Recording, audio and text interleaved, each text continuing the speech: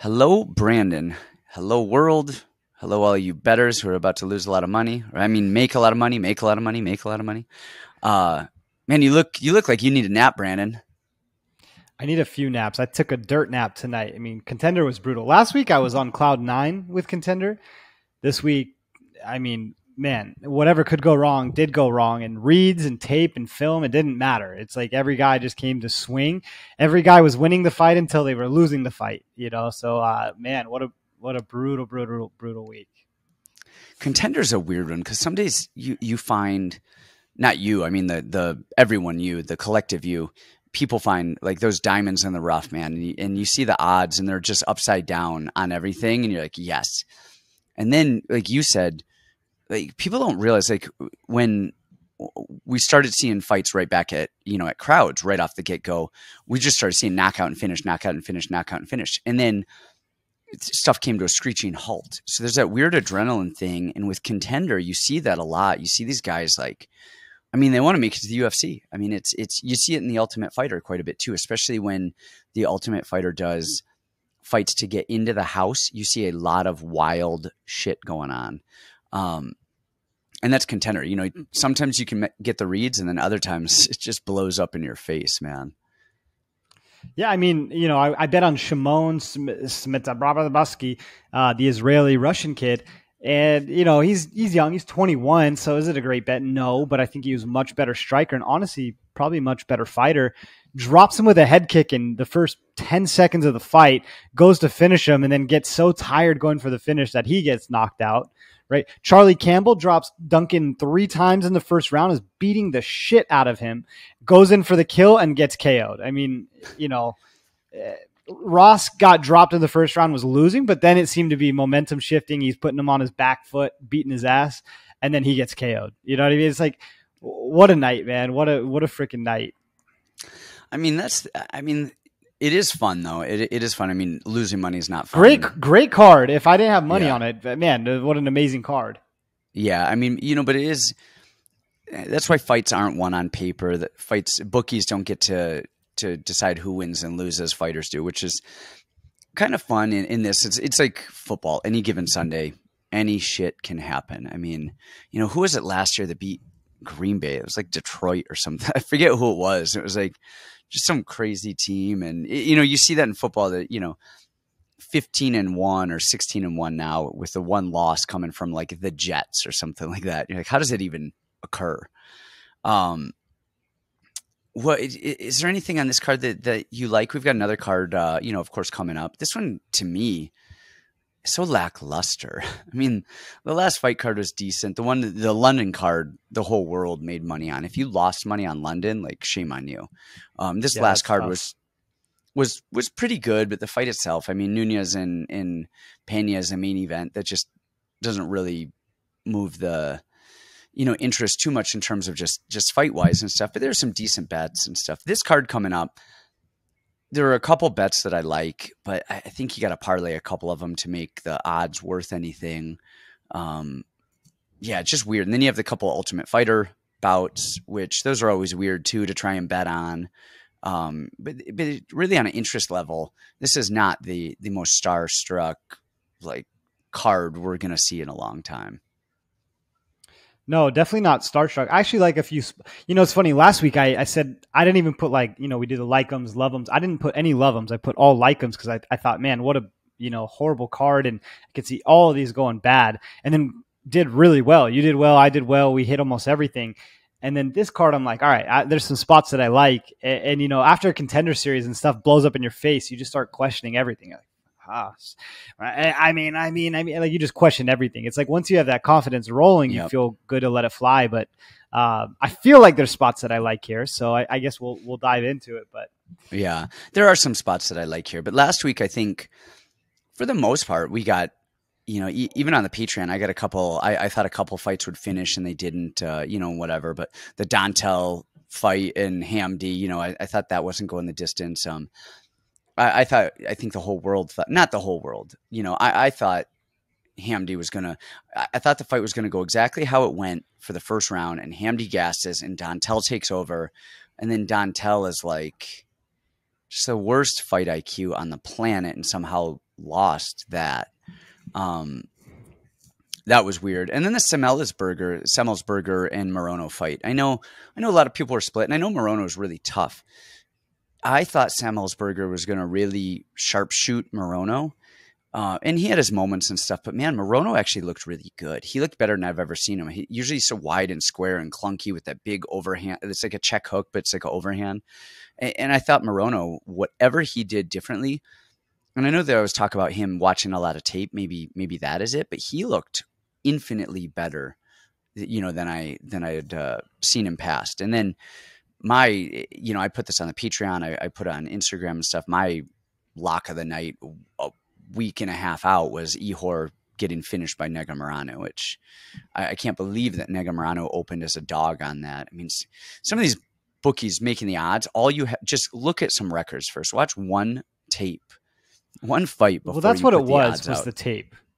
That was what it was the tape. Like, I was talking about this. We had both watched that and then kind of came to the same conclusion. I saw you had posted it on Patreon. I couldn't believe that Nick was the dog. And, you and I watched the same thing and we saw the same things on film. Is this Ihor guy is like not good. And I saw like a lot of love for Ihor, and like a lot of people were like, yeah, he's really the truth. He's going to knock him out. And I'm like, what on tape would tell you to say that? Like, his Contender Series fight, awesome. He did knock that guy out. He looked great, but it wasn't like his previous fight before that was years ago and he got better. I mean, it was months ago and he looked horrible against a guy who's now 5-8. There's like nothing on film that would have got you to that point where you're like, yeah, he's going to beat the guy who's got amazing cardio, amazing chin, and can wrestle a little bit. I don't know. That one seemed like an easy one. It seemed irresponsible to even say Ihor. Even if you thought Ihor, you'd just say like, hey, maybe I'll not bet that fight. Yeah. Or at least you don't tell people, some things you just keep to yourself. That's one of those. Well, let's get into this fight card. Again, it really is not, I don't know. This is just not a lot of star power here, but I do think there are some decent bets here. Kick it off. Let's hear what you think about, man, where am I? Mayra Bueno Silva and Stephenie Egger. Yeah, so I mean, on first glance, I'm thinking, okay, Stephenie Egger's big advantage in every fight so far has been her height. She's so much taller than everybody. Her physicality, she's just kind of long and strong, and then her grappling, obviously, right? She uses that judo. She gets people down, and then she hits these bunky, weird arm bars and stuff like that. Well, stylistically, matchup wise, you look at this and, Egger's still learning how to strike. She's still very uncomfortable on the feet. She throws a, fine low kick and kind of a weird plodding jab, but she's not great. She's very uncomfortable. Mayra Bueno Silva is a lot of things. Smart maybe wouldn't be the one that I lead with. But she is physical and she charges forward. And, watching this, I can't wait for the day I get to fade Mayra Bueno Silva again. But I if all things are equal, there's no injuries, there's no sickness, there's no something behind the scenes. If all things are equal, I like her here. I think a decent amount, right? She comes forward, she throws bombs, she throws decent kicks. She's got the jiu-jitsu to match Egger. I mean, if she ends up on her back, that's trouble, obviously. But I think she can do enough big moments on the feet where she can steal rounds, even if Egger gets a takedown and she plays guard, for a minute and a half, whatever it is. Just stylistically, I like Mayra Bueno Silva. I'm never going to unload the Brinks truck on her because she just makes too many fight IQ, mistakes. But physicality wise, I think she matches her. Jiu-jitsu wise, I think she matches her. Striking, I think she's got the edge there. Cardio, I mean, she's been able to push decently hard for a lot of fights, especially against Fierro and others. So, if all things are equal and there's no weirdness going on, I like Mayra Bueno Silva here. Okay. Bueno Silva's, her Muay Thai is good. I mean, she's relative to the skill set of the women in the division who she's fighting. I mean, she's no Bazooka Joe over here, but she's, comes in your face, just marches you down. I mean, she's like, she's always there. Relatively decent kicks, good tie clinch, and she likes the tie clinch and she initiates the tie clinch a lot. Her hands are a little loopy. I mean, she's a Thai fighter. She's not a boxer. So her hands are, kind of standard Thai fighter hands, and they're fine. And initially, I actually really liked Mayra Bueno Silva just right off the get-go. I was like, oh, she's got to be a huge favorite here. It was like this, and she's actually not. I think she's -1. Gosh, nope, what are she's the an odds? underdog now. Okay, so she's an even underdog, and Stephenie Egger is a -120. But I thought she actually would have been a bigger favorite and stuff and whatever. So I'm watching. She's a bigger underdog even than she's like +133 now or something like that, or plus. Oh, really? Okay, so this just must not be refreshed, whatever. But so I'm going to do that just so I have current odds as we're talking. You're on Bet Online, right? I am now on just Bovada. So I'm on she's even on Bet Bovada, Online, right?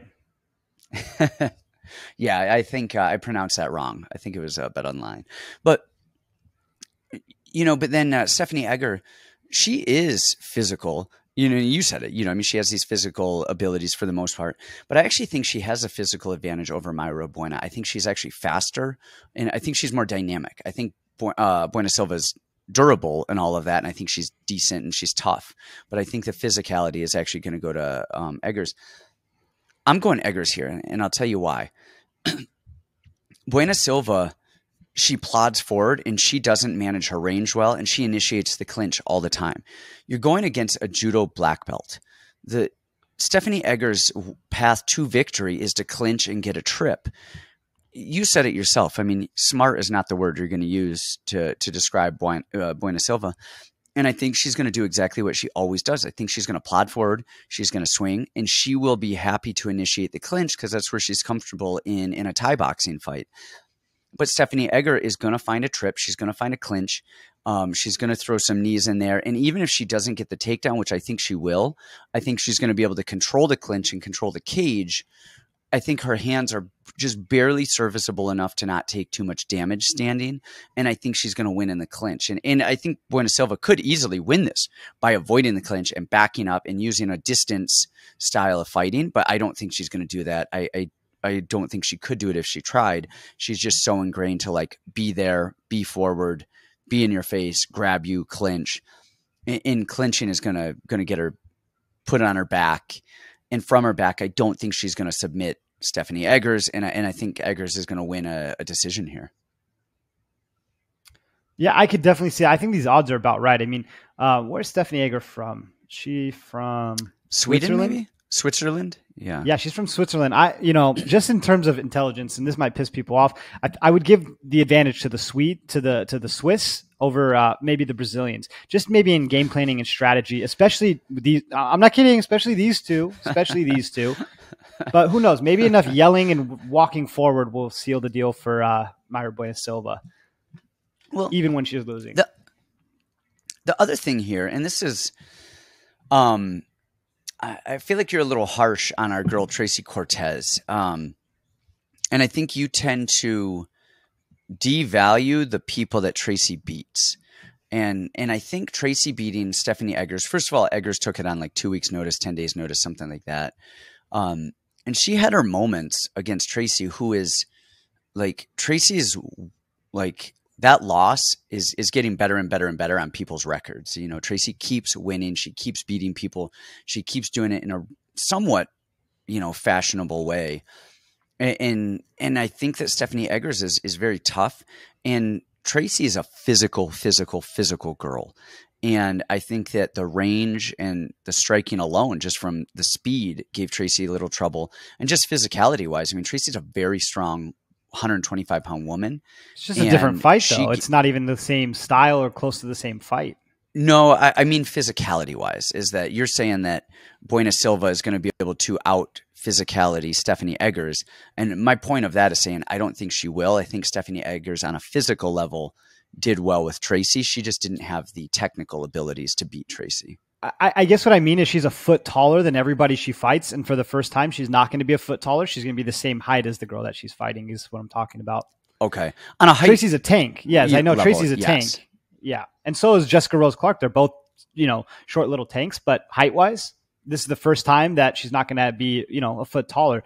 Shayna Young, she was a foot, like a foot taller. She's just been so much taller than everybody. Now she has someone same height as her.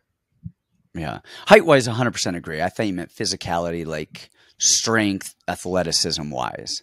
So I would say do think Tracy, Stephenie Eggers- Shayna, and Jessica Rose Clark are probably stronger than Eggers, but she's just got that frame, that wiry, and that height on them, on all three of them. Yeah, and she definitely has not fought the level of competition. I mean, beating Jessica Rose Clark and Shayna Young are nowhere near like Bueno Silva's, record. I mean, I don't know. Maybe so. The Montana De La Rosa fight, that aged well. Montana De La Rosa has really, done well recently. Mara Barella is a really strong, tough, big girl as well. And then honestly, she beat Jillian Robertson, who's actually a really good grappler that we generally, not as a whole are always in love with, but like some stuff about her. And, as a whole, Jillian Robertson, does some good stuff in there. All right, let's see who we have next. Cory McKenna versus Miranda Granger. Go ahead on this one. Okay. So hold on, I'm just pulling up both of their stuff. So Cory McKenna is 6-2, and Miranda Granger is 7-2. And this, you want to talk about differentials. Have you seen the reach differential on this listed? No. It is a foot. Miranda Granger has a 68-inch reach. Cory McKenna has a 58-inch reach. And like that alone is just strikingly insane. And we saw that a lot on McKenna's last fight against Elise Reed. I mean, the thing with McKenna is she will kind of like shadow box a little bit. She kind of stays there. Well, actually, she doesn't shadow box, but we'll get to that in a second. She's reactive. She's so much shorter than a lot of her opponents. She has such a reach disadvantage that when her opponents throw at her, she is happy to oblige them. She fires back. She counters. She's good. When they don't engage her, she doesn't jab. She doesn't really do anything. She's just off. Her lights are turned off. And then when she does go, it's a right hand, left hook, left hand, right hook. I mean, just 2-3, 3-2, just fires. And that's kind of that. And she has a lot of success when she is throwing and when she isn't engaging, but she doesn't know how to find it all that well. Good wrestling. I mean, decent enough. She will shoot out in the open. She'll shoot doubles and singles out in the open, lock her hands, get takedowns, which you don't see a lot out of women, and you don't see a lot out of people in general. They generally run into the cage. And I think that's going to be big here because Granger is taller. Granger is listed as a striker, but holy hell, it is clunky striking. I mean, it is very clunky striking. I think her jiu-jitsu is infinitely better than her striking.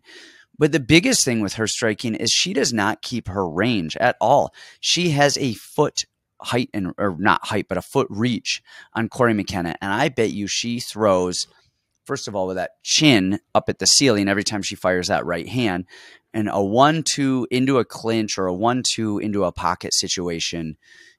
She couldn't stay away from the clinch if she tried either. And I think her height, honestly, I could see Cory McKenna actually keeping the standing if she has success there, just because I don't think the reach is going to be that big of an issue. And I think if Cory lands, I think that's actually going to do some damage. If Granger clinches, I mean, I don't think she's going to put McKenna on her back. Her wrestling's pretty weak. And then, McKenna has good jiu-jitsu. She went with the, rounds with Vanessa Demopoulos, who has good jiu-jitsu, really awkward, really weird as well. I think Granger's best bet is to throw up some armbar, triangle, attack a leg, scramble on her back.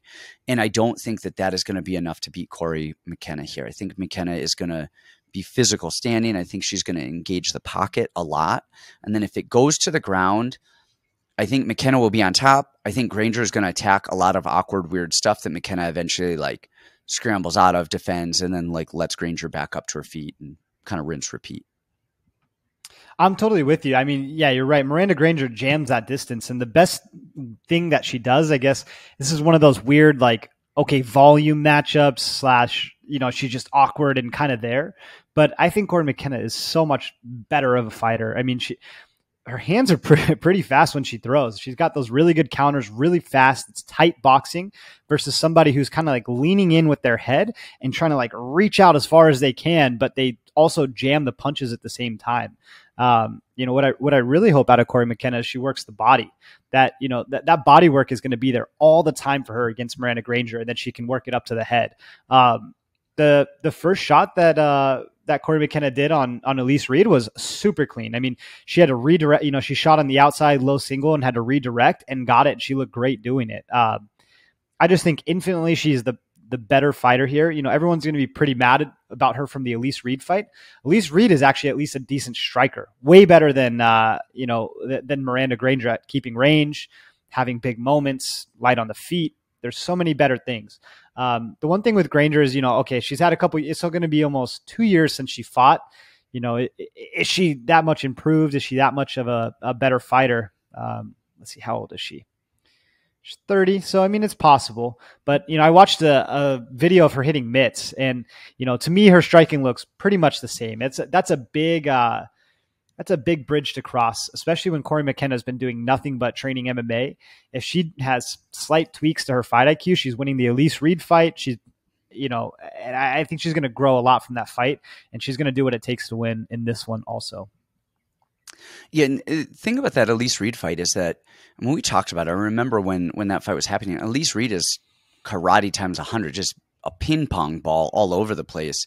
And like you said, a couple fight IQ changes, and she could have won that, but she did pretty well slowing her down, finding Reed, like finding these moments with Reed, who has really good footwork and a lot of movement and stuff. And again, Granger is not that person, so it's not going to be that hard to find her as it was in that Elise Reed fight. All right. All right, let's move on, man. So we are both on that. We're split on Eggers. We've got Jason Witt and Josh Quinlan. Let me hear your thoughts on this. We've got Quinlan, who is 5-0. We've got Jason Witt, who's 19-8. And the odds on this little guy here are Witt is plus 180 and Quinlan is minus 220. I love it. Give me some plus money on this one. I know everybody in the world is going to be on Quinlan, and I understand why. Like, I 1,000% understand why, and you do not have to tail me on this one. But I know Quinlan really, really well. I've been betting on Josh Quinlan since his Borshig fight. Let me see, which was 2 fights ago. He's had 2 fights since then, and now he'll have the Jason Witt fight. So I've been betting on him since Borshig, and I loved him against Borshig. But Borshig is also, you know, in his mid-30s off the reservation, never beat anybody in his life, and had no skills. That was a super easy one, right? You got the kid. Where does Quinlan train at? He's I thought he was in Las Vegas. He's at Wand Fight Team. Yeah, he's in Las Vegas at Wand Fight Team. Okay. So he is in Las Vegas. Yeah. And so you get this, you know, kid out of Las Vegas that decently athletic. Of course, he's going to beat Joe Borshig, who was up probably 3 weight classes from where he actually should be. Right. But then he had the fight against Dallas Jennings, and he got hurt bad in that fight. Like bad. He got hurt in that fight. Dallas Jennings is, you know, he's not a world beater. He's 3-4 now, and he's only got wins over a 2-5, 0-0, 7-8, and 12-8. So it's not like he's this crazy world beater. All he did was stick around long enough, throw punches. To me, Quinlan is a lot of he's a lot of flash, a lot of like what you would imagine this amazing fighter would be, and that's what he does instead of just the meat and potatoes. And I don't know. I've been looking for a spot to fade Quinlan for a long time. Now, I thought Logan Urban was going to be the guy. You know, Logan Urban had a lot of mystery behind him. We didn't know how good he actually was. And then he went out and got knocked out in, 5 seconds? You know, then you got the positive steroid test for Quinlan, which we all knew. And now he's taking this fight against Jason Witt. Now, Jason Witt, obviously, the recipe is really simple. You survive long enough to touch his chin one time, and he's going out. But the thing about Jason Witt is Jason Witt can wrestle his ass off, and he can fight hard for, 2.5, 3 rounds, pretty decently hard. I could see this being the spot of the week that screws everybody, because everybody's going to be on the Quinlan train because he had such a quick knockout. How about the 2 guys before Logan Urban, where he didn't look that great? He had trouble. He couldn't put these guys away. Now he's fighting a UFC caliber guy who can wrestle, who can actually take him down and wear him out. I'm not in love with this fight either way, and I'm not going to scream from the rooftops Jason Witt, but I think I think Jason Witt is going to be my pick here. I think Jason Witt is got the recipe to wear out Quinlan and get a W. Okay, man. You said it. My bet on this fight is stay the hell away from it. This is a time bomb. We talked about this a little bit, and you guys, generally know at this point. I mean, a lot of you, if you've seen us, we generally don't talk about the fights beforehand. I don't really want to know what you say. Like, and sometimes like the Stephenie Egger thing, like I didn't know you were going to pick Bueno Silva and whatever. We did talk about this one a little bit, and we're, just barely. And so I was trying hard to pick Witt on this. Like I was looking for the way to pick Witt on this. And I don't think that I can put $1 on that man's chin. I can't put $1 on it. I can't. Do you know the way to play this fight then? I thought about this, and you can maybe play this in the reverse.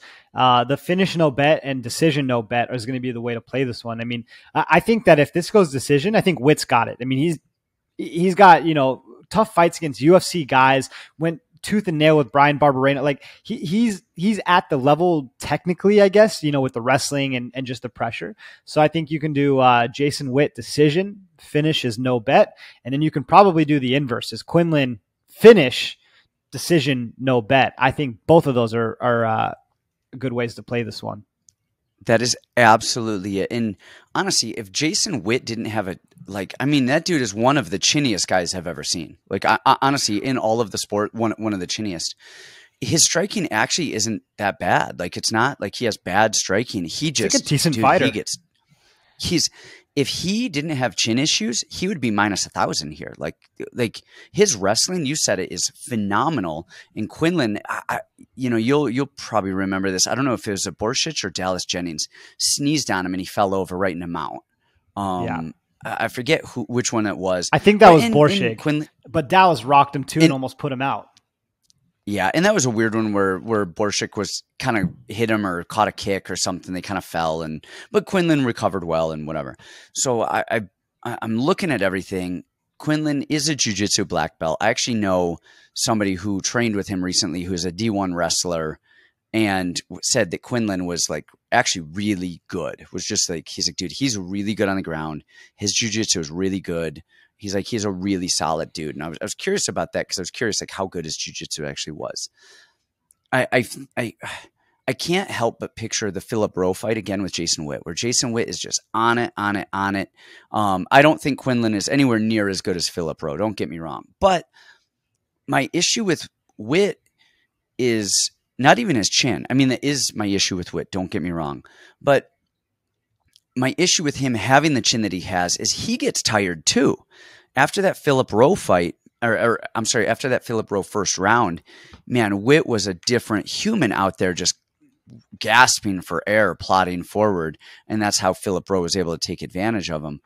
I think I'm not on the Josh Quinlan train, but man, I'm on the school bus of Josh Quinlan here. Just barely. I mean, this is a time bomb.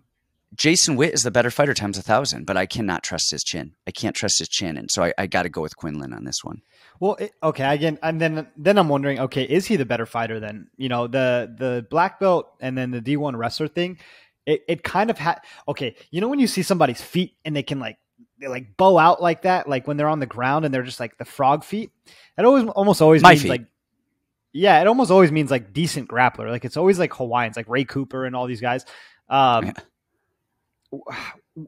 was wondering that because nobody really okay, Borshich got him down, but Dallas Jennings tried to take him down a few times. Now, my thing with Dallas Jennings is not a great wrestler at all. Like Witt is a way better wrestler, but he had good hips in that fight. So, man, I think you're right. Like if he can stop one or two of the takedowns, then it's a much different fight. Then it's way, way, way different. I'll trust Quinlan's chin over Jason Witt's.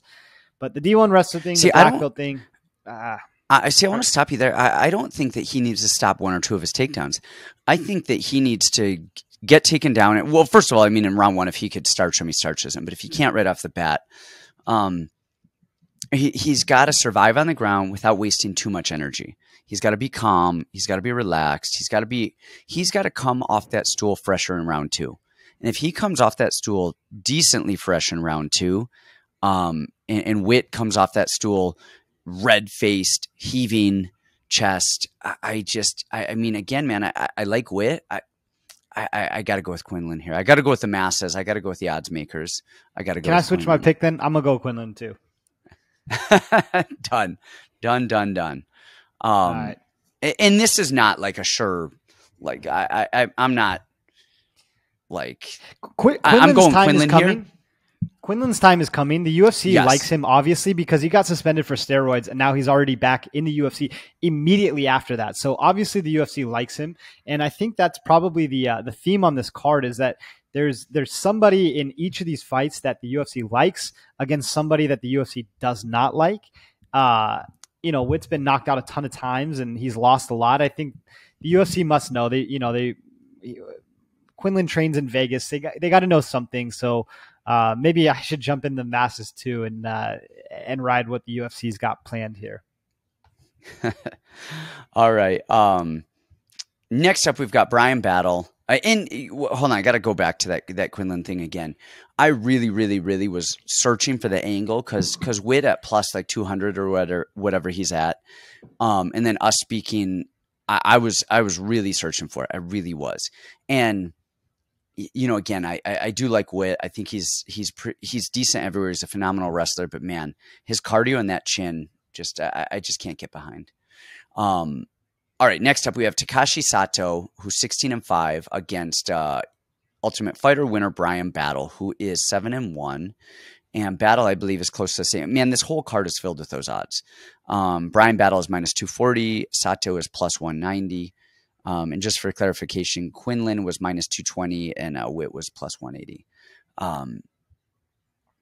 Am I up or are you up? I believe I can't remember. Let's see. You did Cory, McKenna, and then I did Jason Witt, Josh Quinlan. So that would be you. Okay, so I'm up for Bryan right. Battle. Man, Bryan Battle he's a jack of all trades. All right, like he is not a world beater anywhere. His striking is good. He has good volume. He does, most of the right things. Offensively and defensively, he's good, but it's not like you're not going to be wowed by Bryan Battle's striking. Most likely, his cardio is probably one of his best things. Really good cardio. His wrestling, you see him get taken down. We saw it with Petrosky. We saw it with somebody else even on the show. Yeah, Urbina gets taken down.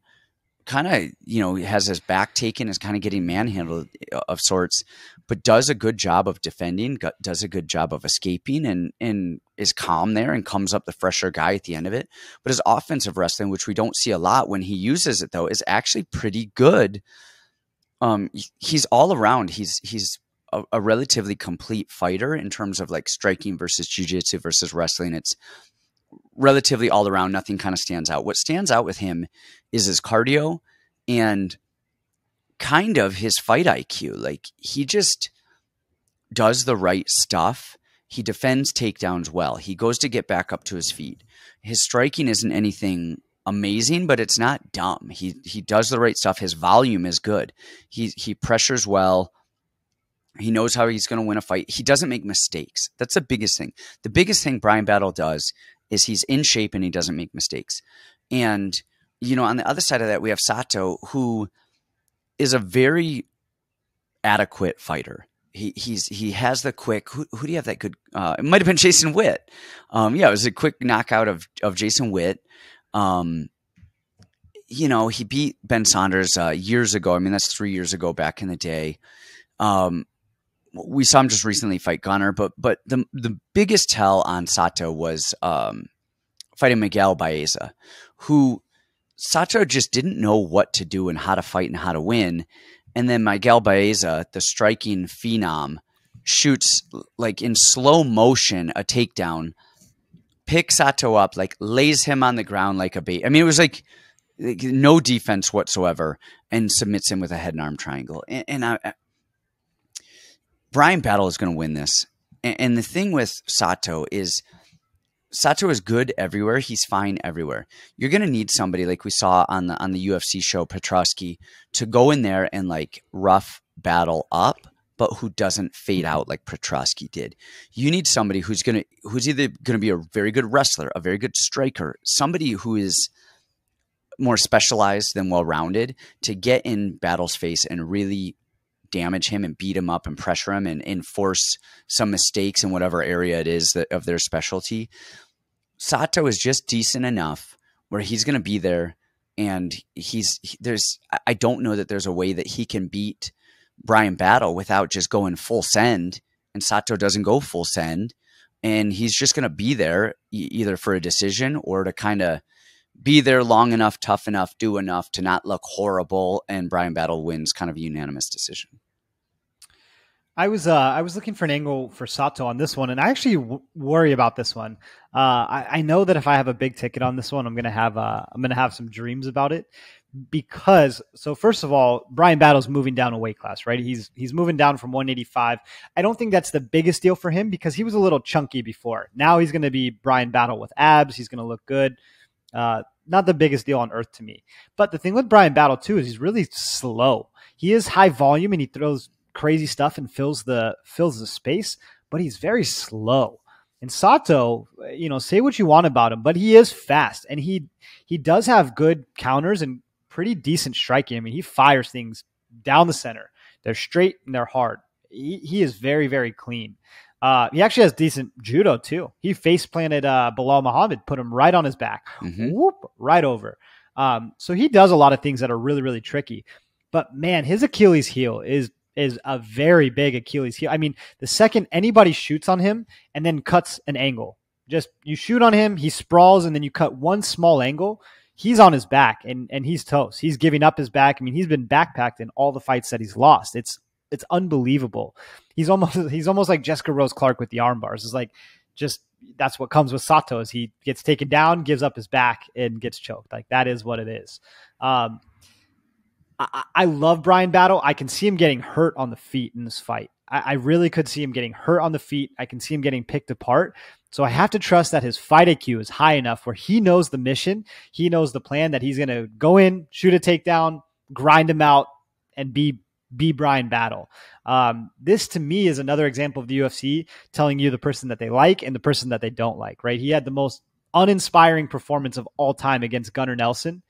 And, most of his UFC fights have been not so good, versus Bryan Battle, who's put on nothing but exciting fights. And he's the Ultimate Fighter winner. He's super marketable. He's getting better all the time. Like, I think they see potential with him. So to me, this looks like a setup fight. I worry about the feet with Sato and Battle, but I like Bryan Battle to gut it out and come through here. Yeah, and Bryan Battle only being 7-1. I mean, he did beat Petrosky, who I am big on, man. Just in terms of his skills, his skill level is just really solid. We've talked about this before. I mean, he had a split decision loss to Billy Alekena as an amateur, but Alekena is good. It means nothing now. Alekena's dead to me. Yeah.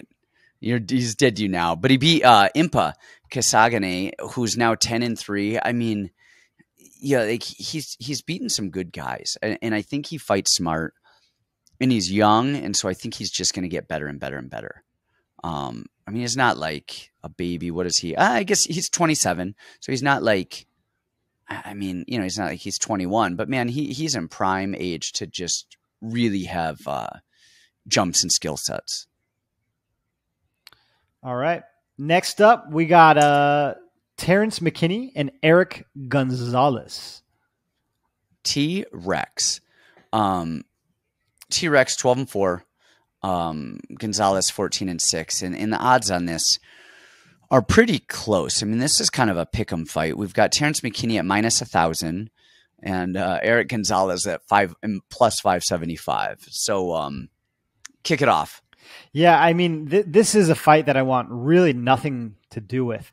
The only thing that I think would be kind of tricky here and maybe a smart play is like the McKinney sub. McKinney is a good grappler and he's got really good wrestling and he finds the back well, and his jiu-jitsu is pretty decent. Everyone thinks of him as this crazy heavy hitter.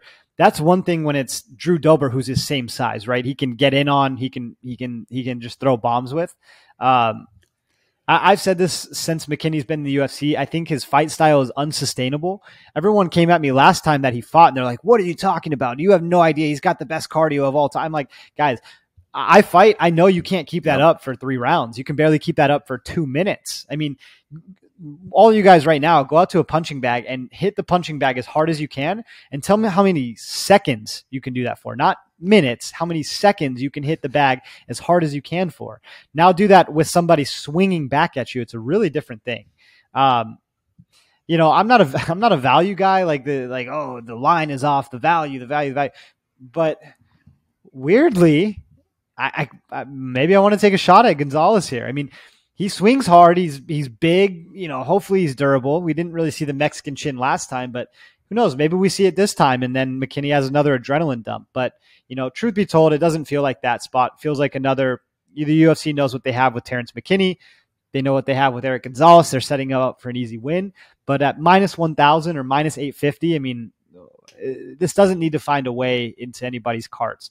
The odds are so juiced on a first round finish. They're so juiced on a knockout. They're so juiced on so many things. Like, to me, this is really unplayable. Let's use this as a downloading spot for Terrance McKinney and see how he fights, how he does, if he's learning how to fight. So the pick would be McKinney, but yeah, that's it. Yeah, I mean, McKinney's the A side here. Gonzalez fades too, though. I mean, we saw it in his last fight. I mean, I know it was last minute, but he went in there, went in hot, faded out and paid for it. I think we're going to see Faris Ayam here. I think McKinney is going to go in. He's going to blast double Gonzalez. And I think you called it. He is going to ground and pound into a submission. His wrestling is really good. He's fast. His jiu-jitsu is good. With the odds the way that they are, and with this kind of like, man, McKinney is just, it's not like you got Ankalaev over here who's just durable, or you get, Makhachev who's just, what you're getting. For as good as McKinney is, he is a wild card. I mean, he's almost his own worst enemy. I mean, we saw, who is it, Woodson, that knocked him out on Contender? Yeah, Sean Woodson, who's doing amazing. Then he gets submitted by Derek Minner right after that. Just goes on a tear, just starching people. And then, runs into Drew Dober, who he had hurt so many times. All he had to do was not go full ass hat. And he just went full ass hat.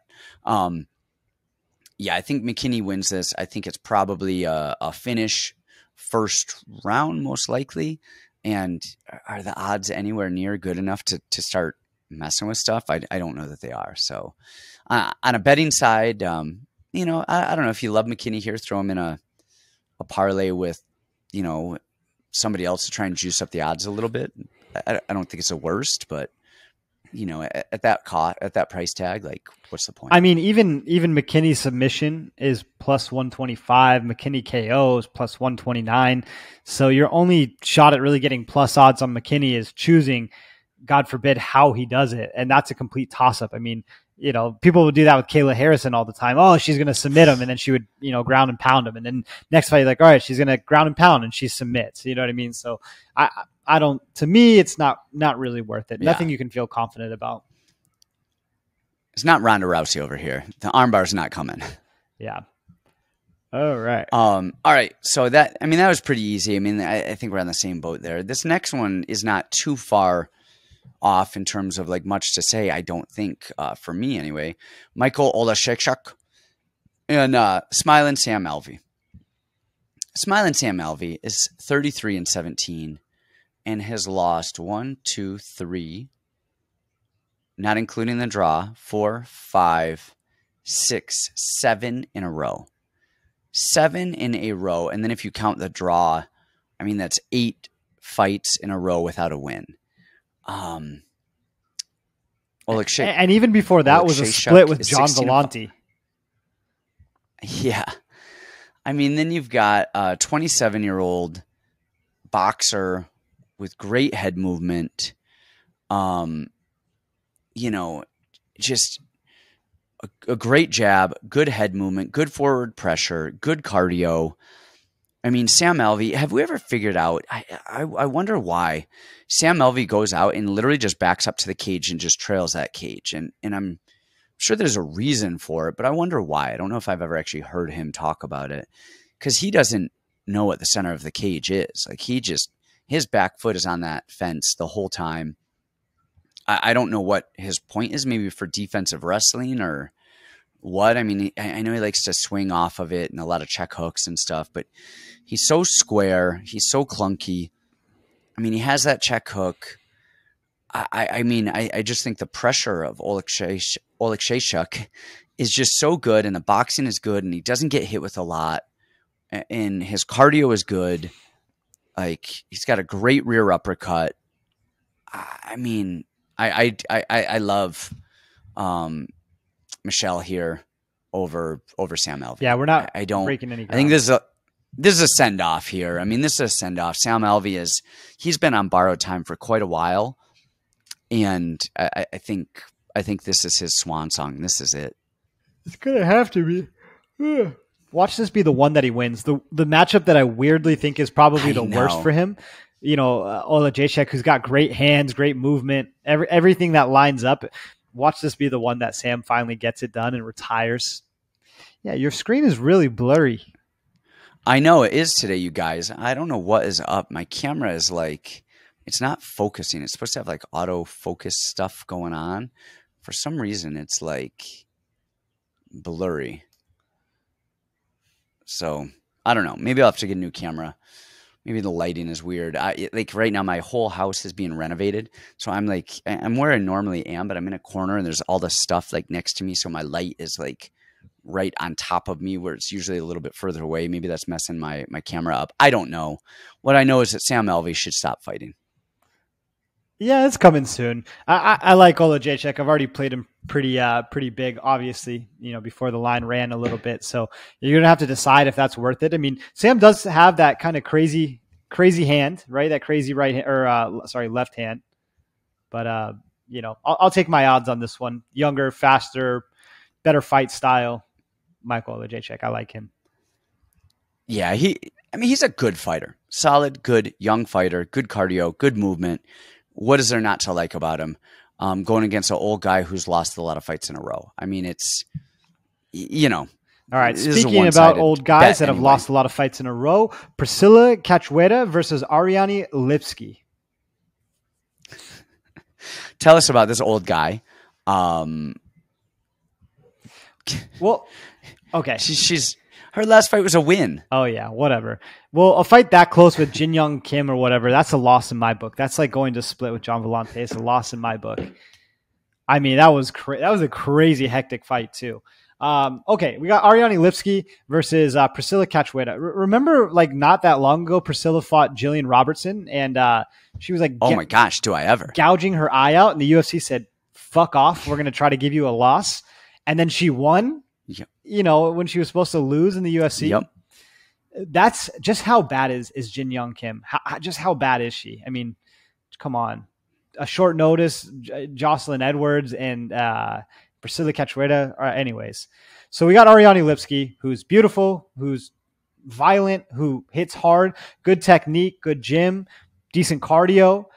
Questionable fight IQ. To me, these are like the same two fighters, but just one is rudimentary and ape, and the other one is like clean and precision, younger, better. So, you know, you got two girls that plod forward, they throw bombs, they you know, it's all stand up. Bad fight IQ. You end up on your back, you're going to spend a whole hour, you know, the whole round on your back. So horrible fight IQ on both parts, horrible get up games, lots of holes in the game. But I think the UFC gave Ariane the one matchup that is perfect for her. A girl that's not going to go takedowns, a girl that's going to stand there and swing. The widest, loopiest punches you can possibly have with her chin up in the air. Tends to usually get tired. And weirdly, last fight had amazing cardio and fought till the bitter end. But usually gets tired. You know, Jin Young Kim is slow and doesn't punch very hard, and honestly not my favorite. Lipski's got high type Muay Thai. She's got good leg kicks. I think she's going to put Priscilla out on this one. I think this is her good riddance from the UFC. I like Lipski a lot here. I could not disagree at all. So I agree with you 100% on this. I mean, I think that the skill level stand up wise, I think Lipski has, but I think she has a speed advantage hugely lot on the feet. It helps to have the speed advantage when somebody's bringing these meat hooks from, all the way around your body and you're high and tight. I mean, that helps with the speed just a little bit. Yeah, it really does. And honestly, like there's always ebbs and flows of gyms, but man, American Top Team is one of the best gyms in the world right now. And their coaching and their fight IQ and the people coming out of there are doing really good stuff. That alone, I think that, and Ariane has been there for a while now. So I think she's just going to be getting better and better and better and better. And the coaching is good. I think the speed is good. I wouldn't be surprised to see Ariane even get a takedown or a trip or something happen where she ends up on top. Say that. Like, yeah, and I think it could end up being some sort of like jiu-jitsu-y thing where Ariane ends up winning, whether it's a decision, she wins by top control, or if she ends up finding a submission or something weird. And not only just, well, her jiu-jitsu isn't the worst, but she's been training it more. It's been getting better. She's at ATT. She knows that's a weakness. And then you see it a lot. You see two wrestlers go at it and they don't wrestle. You see two kickboxers go at it and they don't kickbox. You see, so it wouldn't surprise me here to see them go the easiest path to victory is clinch, trip, takedown, submission, something. But any way you want to slice it, I think Ariane is winning this. Yeah, I would say we're talking about American Top Team. First of all, I love me some Mike Brown. He was like one of the reasons I even started watching or liking MMA. I watched his second fight with Uriah Faber, and I was like, whoa, this is like the sport I have to do and have to be a part of. I would say the best example of that, at least with the women too, would be Moroz when she fought Agapova just recently. And everyone thought it's going to be this kind of stand-up war. And she just went takedowns, grinded her out, beat the hell out of her. And I remember them talking in the commentary on Lipski's last fight against Bohm. They said, yeah, she's ready for the wrestling. She wants to show her grappling. She can't wait to wrestle.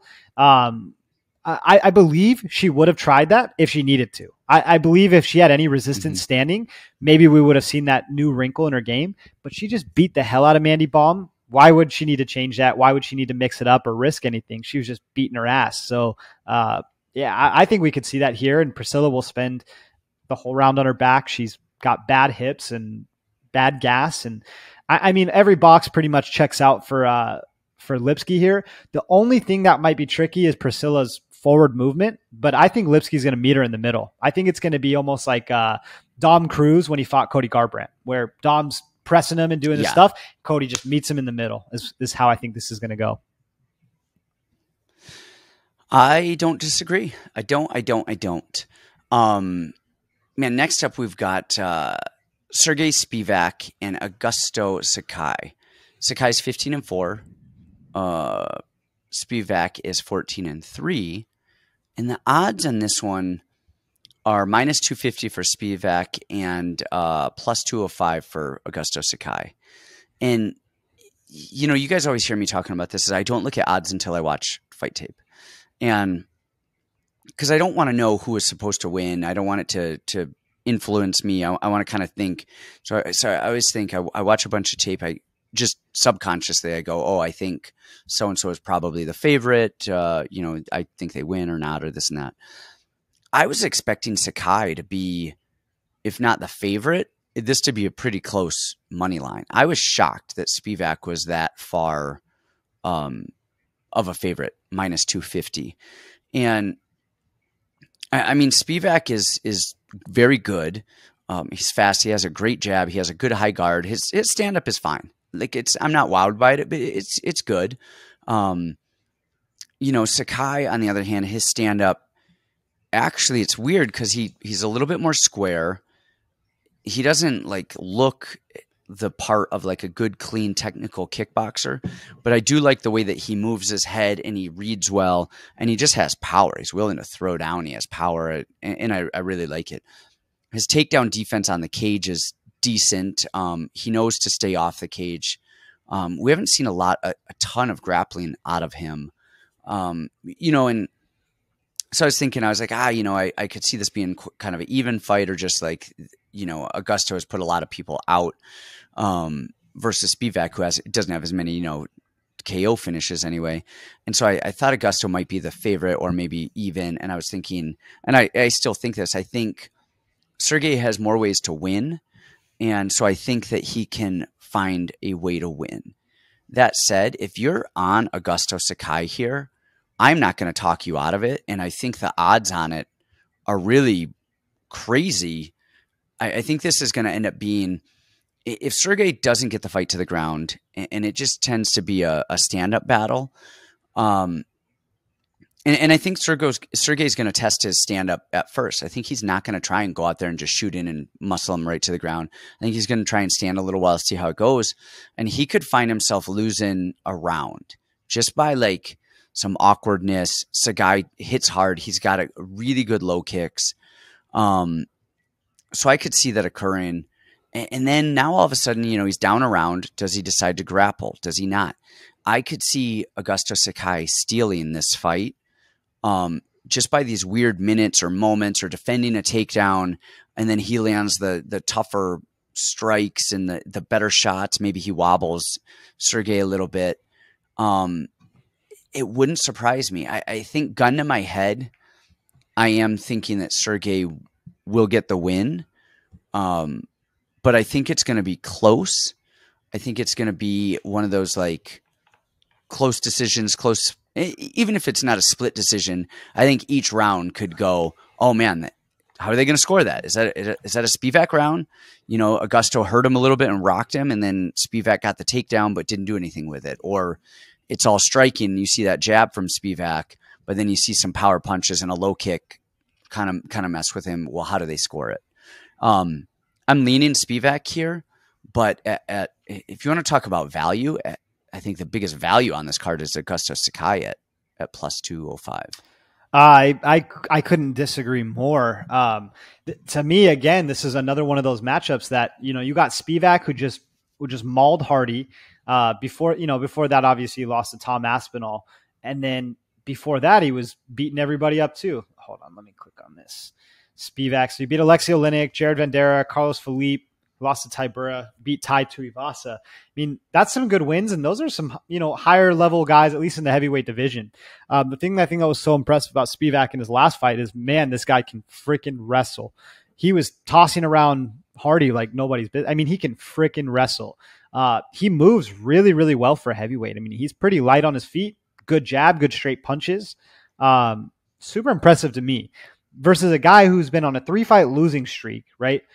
The Alistair Overeem fight was a little bit crazy because Overeem was taking him down by literally pulling Sakai on top of him and just rolling, which was like one of the most embarrassing takedowns, and it worked 2 rounds in a row, and then he was able to get the finish. Now, if Overeem is able to do that to Sakai, I can only imagine what an actual really good wrestler, not that, Overeem is not a good grappler. I think that he is, and he's an ultra veteran, and he's very strong and all the juice, but I think Spivak's going to be able to get him down, and I just think that Sakai is too fat to get up. And if he gets up, he's too fat to get up again and again and again and again. And to me, on the feet, you say he has power, and maybe I agree with that, but he does a lot of nothing. He does a lot of almost too much watching and too much patience and too much zero, which is fine. But Spivak does that also. Like, they both will just stare at each other and maybe jab until somebody engages in the wrestling.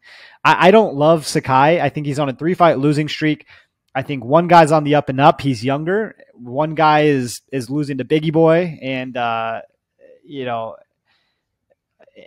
all the guys. I think this is the UFC telling you they're ready for Spivak to be one of the contending heavyweights in the division, and they're ready for Sakai to be on the down. Look at Sakai's record. He's got a draw with Dan Charles. You remember that name? Yes. Yes, I do. It's funny. My shin pads that I use to this day were a gift from, not a gift, but I think Dan Charles gave them to you, and you said, I don't need these, they're ugly, and gave them to me. And I still use them to this day, every sparring session. Funny. He's got a draw with Dan Charles. Then he beat Cardoso, Marcos Coronado. Okay, and then in the UFC, his wins are Chase Sherman. He had a split over Andrei Arlovsky, which is just a jab fest. He beat Tybura, who's a little chinny sometimes. Split with Blaganov. He's got good wins, but they're like so nothing burger wins. They're just stand and move and jab and move against guys that are also the same exact style. I like the guy with the grappling upside here. See, I have to qualify all of this with, I have loved Sergey a lot. And I remember you were on the Olynyk train with Sergey. No, I wasn't. And I was not. No, I was not. Yes, you were. If we go back there, it might have been Vanderay. It might have been Vanderay with Sergey. No, and it was Tom Aspinall. Man, I've never picked against Sergey except for Tom Aspinall, and I said he's going to murder him. But I have tickets to prove it. I'm almost certain it. Yeah, you're wrong. Man, hey, you guys go back and watch our tape because it was either Vanderay or Olynyk. I would never pick either of those two over. And I was Spivak. I was 100% on the. Well, you picked Vanderay over Olynyk too. That I did. But my point is, I love Spivak. And I'm really not that big on Sakai. Like, I really am not that big on Sakai. My issue here is that if Sergey doesn't decide to wrestle, which we saw in the Carlos Felipe fight, he did not decide to wrestle until the third round. And, like, if you see stuff like that, and first of all, the guy's beating Augusto Sakai, Tai Tuivasa swings like a horse. Rosenstruck swings like a horse. And Alistair Overeem, who eats horse. But on the other side, again, and this is it. This is my thing. Why I think that this could be a close fight, and that Augusto Sakai could steal some stuff if there's a bad performance by Sergey because of that Carlos Felipe fight, where he's just so comfortable standing. If he gets lulled into a standing fight, and I think he shot on Carlos Felipe early in the first round, and Felipe stuffed the takedown, and he just decided to stand the rest of the round. I got to. Memory serves me, and then in your third memory's round, slipping because you already thought I picked freaking whatever over Spivak, which I did. Yeah, I'm telling you, man, you picked either Vanderay or it was Olenek neither one of them over, in tickets over Sergey. It was. I remember you, and I was like, no, man, Sergey's the man. Anyway, I just like I said, I like Sergey for the win here. I think he has more tools. I think he gets it done, but I wouldn't be shocked to have a bad performance by Sergey and the right stuff happen, and we end up on the wrong side of a split decision with Augusto. I'll take those chances. All right, next up is the most anticipated fight on the card. We have the Ultimate Fighter Finals, Juliana Miller versus Brogan Walker. Now, I didn't do a ton of research on this one. This was like the last one I was getting to, so why don't you kick this off, and then I'll just drop some nuggets. I'll do this. All right. So Brogan Walker, and you guys know I'm bad on film with women's MMA a lot. I don't know. It's because film doesn't matter with women at all. It just doesn't matter with women at all. It doesn't as much. And there's certain women who I really like to watch fight Tabitha. Because of their skills. Tabitha Ricci. But Amanda Lemos, man, she is one of my favorite fighters, man. I love watching Lemos fight. There's just women who I enjoy watching on a technical level.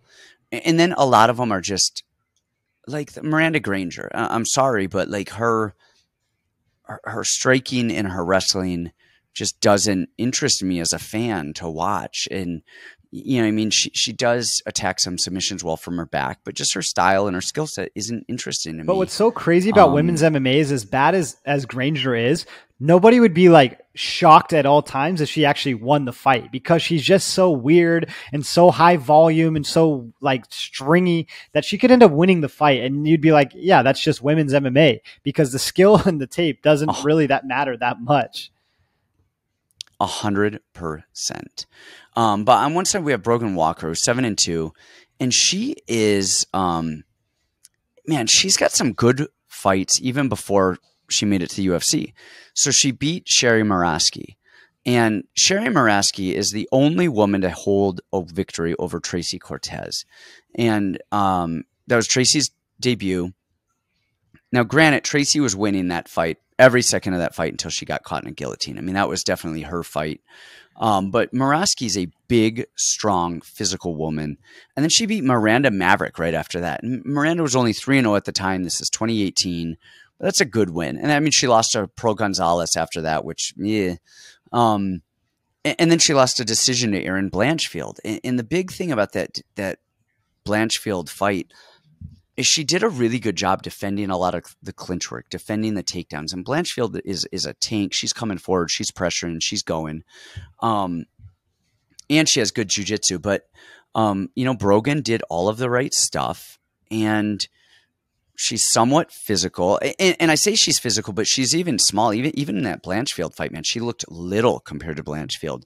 But physically, she held her own. She's fast. She moves well. She is awkward. She's an awkward striker. She's a really weird, herky-jerky movement at first. But as the fight goes on, she tends to find her rhythm and range and slow it down a little bit. And then on the other side of that, we have Juliana Miller, who is very good at jiu-jitsu. She is very, very, very good at jiu-jitsu. Her striking reminds me of Miranda Granger's. It's Miranda Granger when Miranda first started fighting. I mean, just long, sticks her face out, really not it's not even serviceable. I mean, it just barely is going to get her into a clinch situation, which she hopes she can find the back for. But even her wrestling's not amazing. Really what she does well is she scrambles to the back. And then when she's on top, man, she's a tank. She's got great back control. She's got great jiu-jitsu. She has great ground and pound. And she's tough. She's tough as they come. She's only really, besides her UFC fight, she's 2-1, with a decision loss against Claire Guthrie who's 3-1 right now. But this is at, hold on, I'm pulling up right now again. This is 2021. So this is only last year, is May 21st of 2021. So last year she lost this girl is 3-1. I think things have all got to fall perfectly in her hand for this fight, to win this fight. And it is a winnable fight here. But man, I like Brogan. I think she has better ways to win. She is a plus 105 as of now. I think her striking is better. I think she's more physical. I think her fight IQ is better. I don't know if she's gotten a black belt yet, but a while ago she was a brown belt. Her jiu-jitsu, I think, is going to be good enough to not get submitted, or at least not get not get submitted, and to not take too much damage, find her way back to her feet. I like her here. I really like Brogan. I think we're dealing with kind of a Ryan Hall type situation where she's got to get the Imanari roll to the back control, to the this, to the that, but I don't think she's as good as Ryan Hall. I like Brogan here. You say she's not as good as Ryan Hall, but she's got a win over Beatriz Mesquita. How about that? The Lady Goat. I mean, if we're being real, there's never really been somebody as dominant in almost any sport as Beatriz Mesquita in women's jiu-jitsu. I mean, it's unbelievable. She's like a 50-time world champion. She is that good. So I'm looking up the results of this tournament just because I was so baffled that Juliana Miller, 10th planet Juliana Miller, could beat Bia Mesquita. She beat her by an escape in overtime, but it was a combat jiu-jitsu match. So I guess that favors her a little bit, just being an MMA-ish fighter.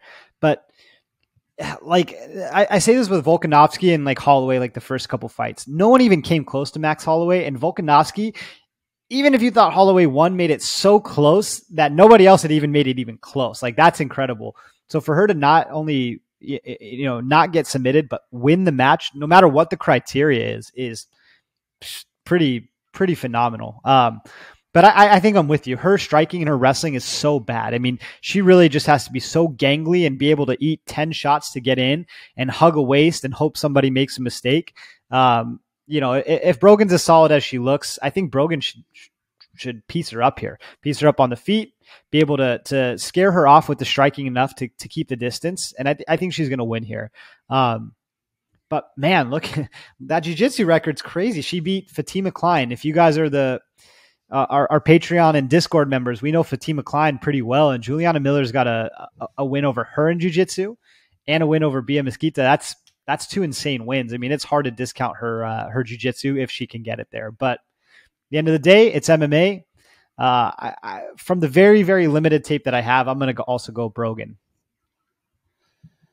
Yeah, I mean, we've seen this before. We've seen these amazing jiu-jitsu competitors come into MMA and not do well.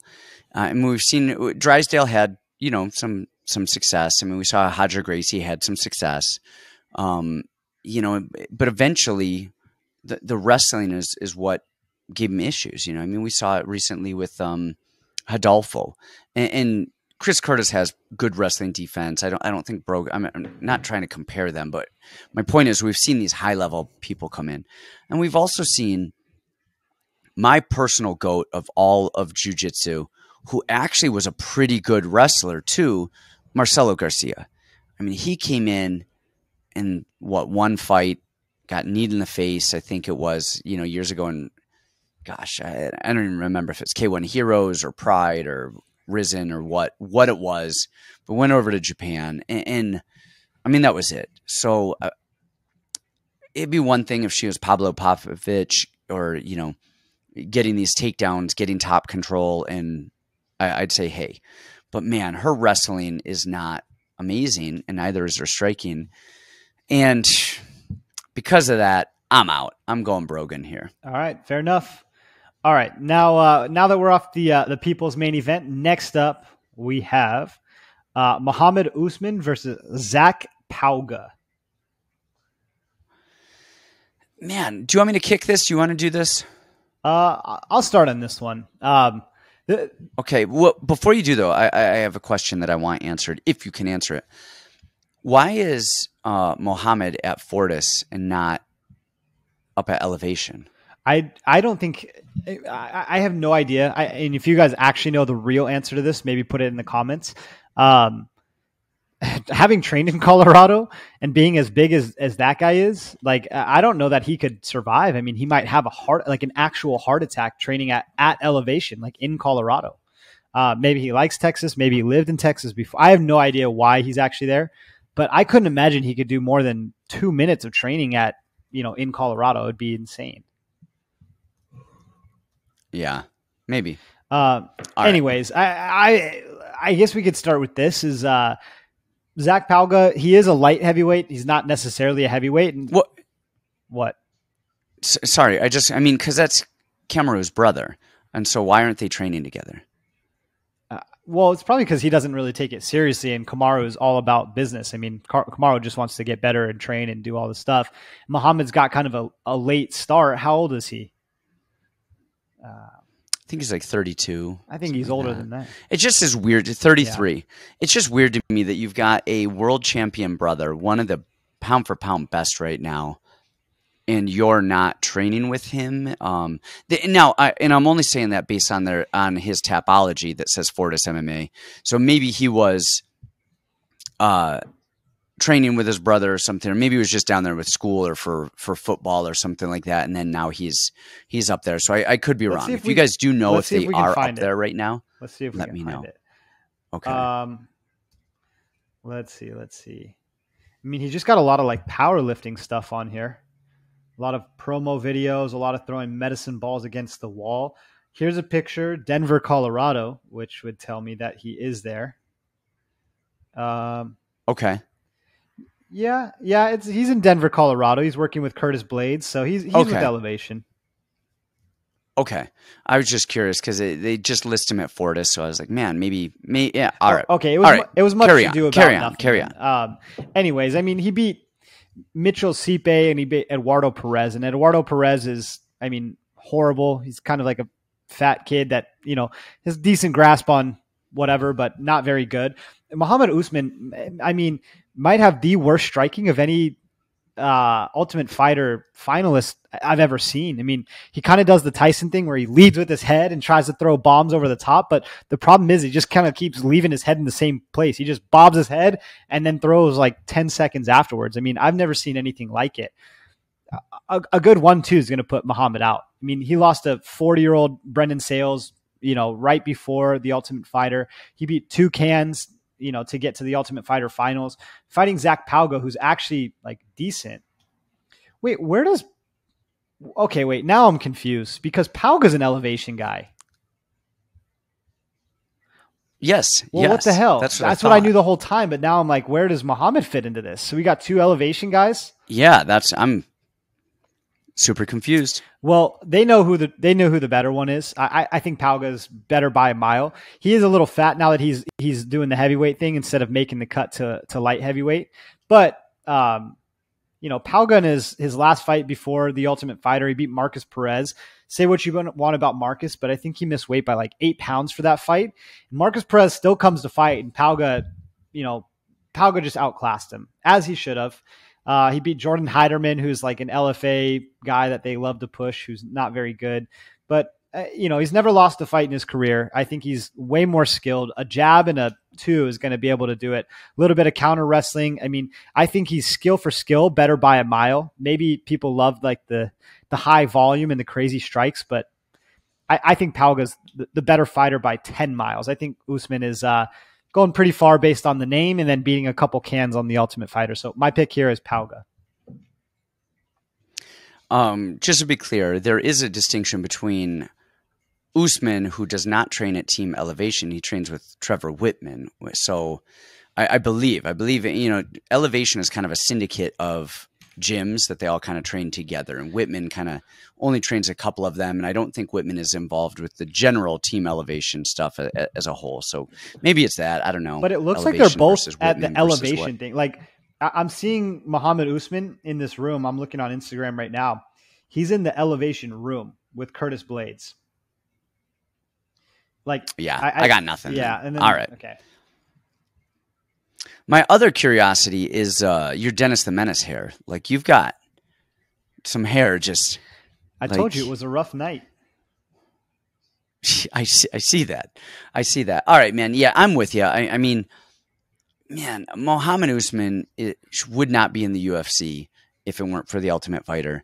And man, his head down, you said it.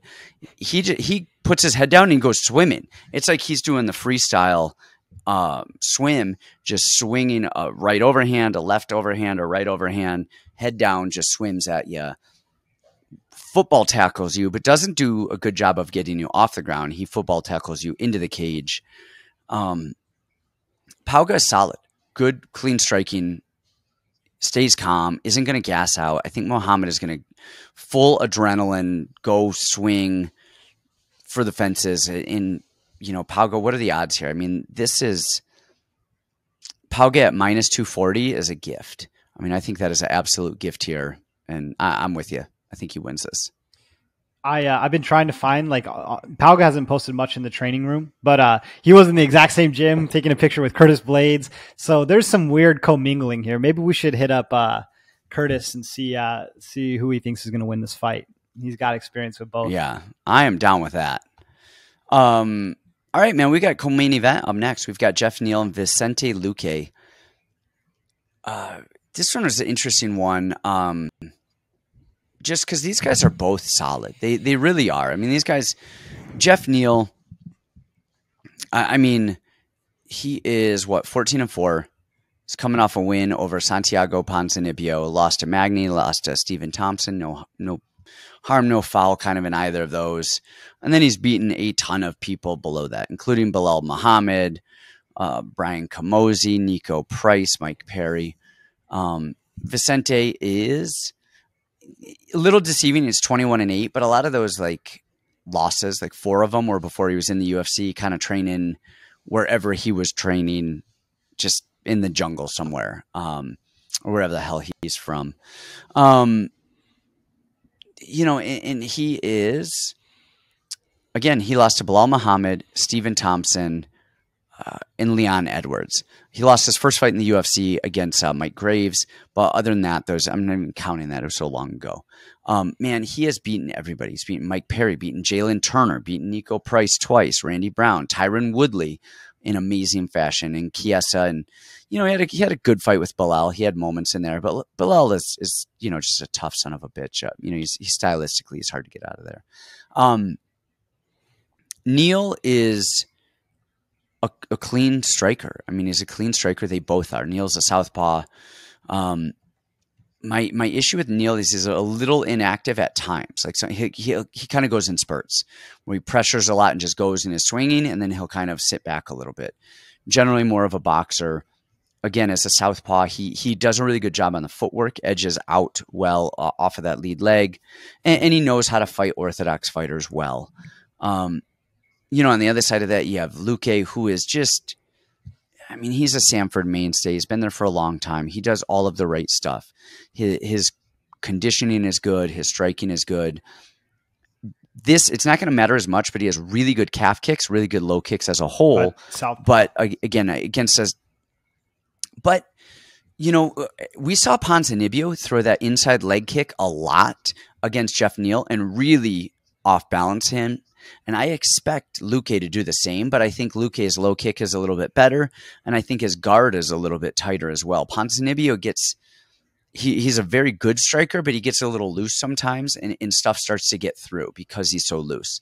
The thing with Geoff Neal that kind of the only issue I have with Geoff Neal is weirdly enough kind of cardio, where, like I said, he kind of fights in bursts where he takes off all of this time, backs up, tries to not engage, and then he kind of blitzes and goes and swings, and then he kind of backs up.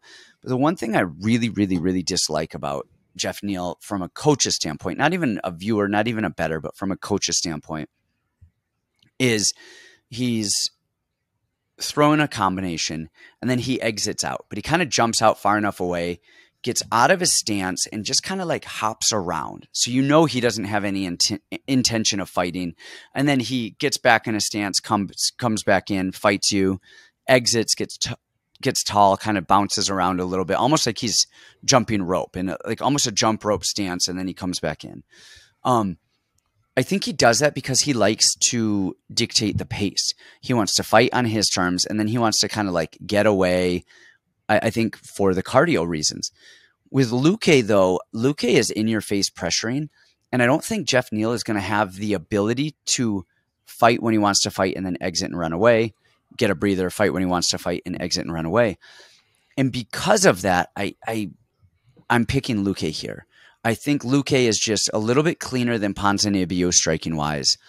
I think his cardio is good. I think his grappling is good. And his jiu-jitsu is good, man. If he gets a takedown and starts punching darces and anacondas, or somebody slips, catches a kick, gets dropped, Luque's jiu-jitsu is solid. But the really, really, really, the two big things are, and they go in tandem, are Geoff Neal's cardio, where he wants to take some time off, and when he does so, he does it away. He hops around. He wants a space, and I don't think Neal is going to give him that, and I think that's going to kind of suffocate Geoff Neal a little bit, and I think it's going to make him a little bit more tired than he wants to be.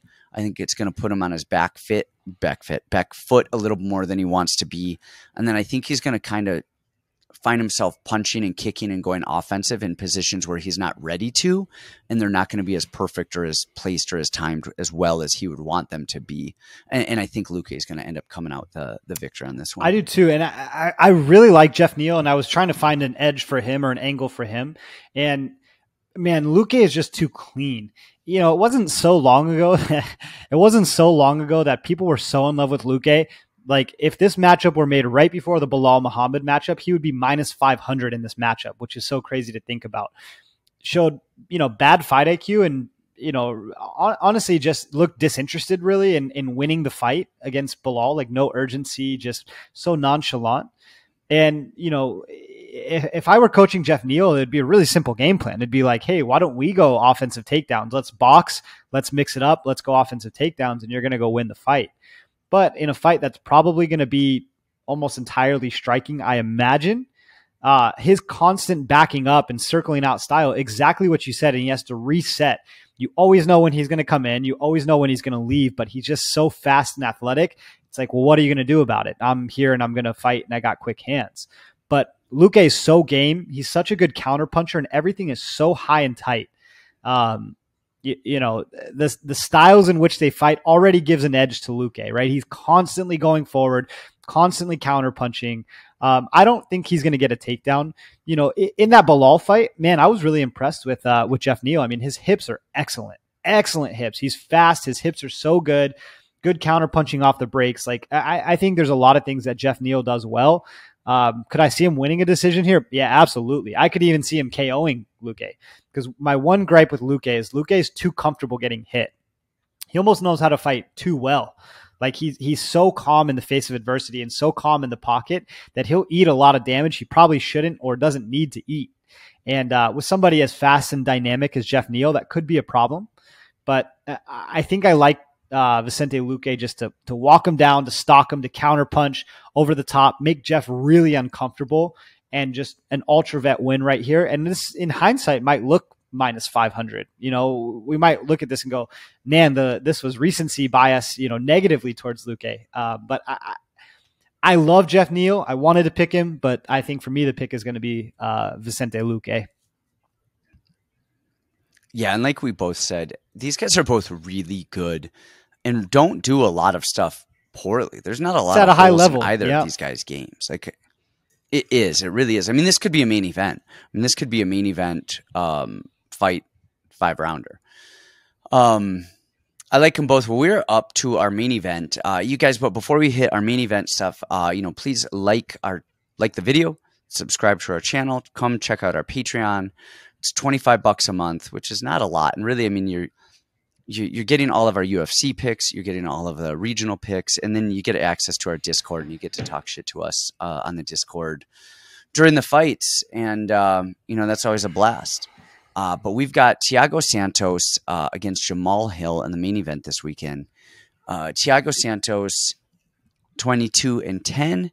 38 years old, people. 38 years old. And then we have Jamahal Hill, who's 10-1. He is 10-1. His loss is that weird arm break. I think on the Phoenix card. Wasn't that here in Phoenix against Paul Craig? Yeah, it sure was. Yeah, I think it was. Man, give us your thoughts on these two monsters slanging in our main event. Yeah, I think this one is, I don't want to say easy, but it's fairly easy. I mean, Thiago Santos has been really a shell of himself over the time. Jamahal Hill for, where he trains and kind of his upbringing, he's weirdly really technical and really solid. He's fast, he's dynamic, he lunges in and out. He's got the uncle body, but he really makes it work for him. The only thing that I worry about with Jamahal Hill, and, I don't need to go out on my shield on this one and, do this whole thing for a guy that's a big favorite and probably will win fairly easily. I almost worry about his ego, that he's a little bit too confident, right? He's too confident and like, I'm going to put everybody out. I'm going to exchange. That confidence goes a long way until you're facing a power puncher like Thiago Santos. No matter how old he is, whatever, that power is the last thing to go. So the only thing that I worry about is Jamahal Hill engaging, thinking I'm going to put this guy out, and then he gets put to sleep himself, discrediting or not taking Thiago seriously. But I do like Jamahal Hill here. I like his comfort. I like his arrogance, and I think that's going to. I don't even know if I call it arrogance, just confidence. I think we saw it with Thiago Santos and Johnny Walker when Johnny Walker didn't engage, he didn't really know what to do. Like he's kind of, like, hey, what do I do? Where do I go? How do I do this? And he won that in a pretty lackluster affair. But I think Jamahal Hill just going out there, flicking stuff at him is going to get Santos to fire back. And I think Jamahal Hill is so fast. I think his range is so good. I really like his timing that activity and getting Thiago Santos to fire at him is exactly what's going to find the mark on Thiago Santos. I think that's what he needs to do.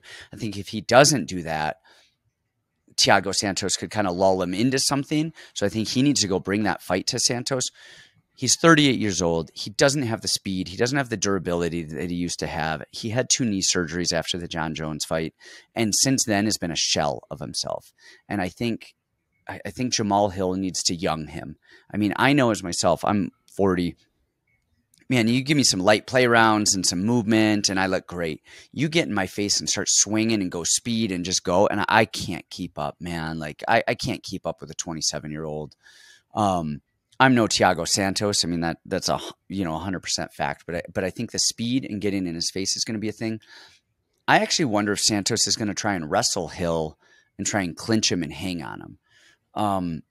To try and slow him down, to try and tire him out, to try and take away some of that speed.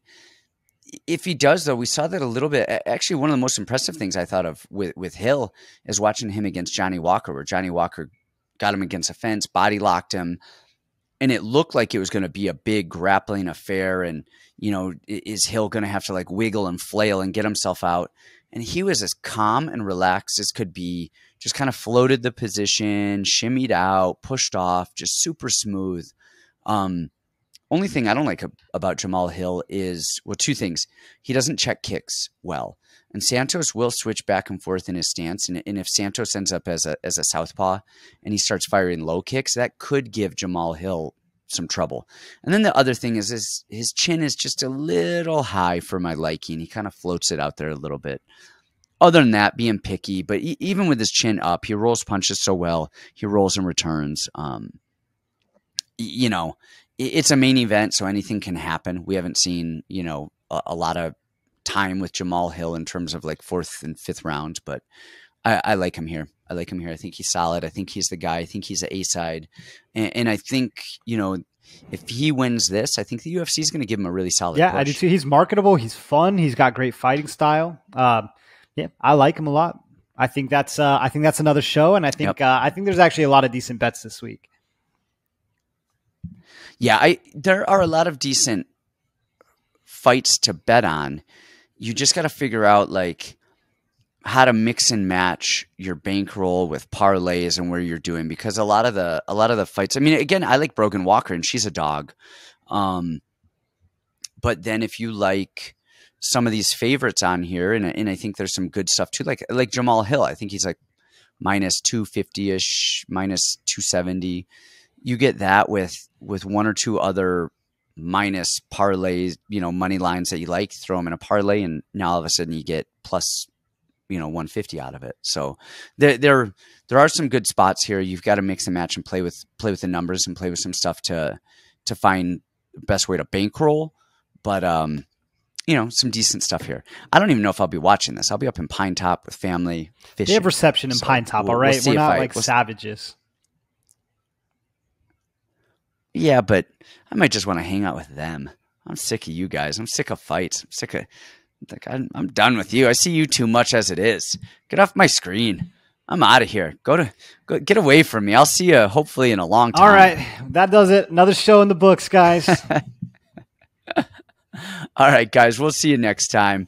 Hopefully we see you on the Discord. Hopefully you see Brandon on the Discord, not me this week.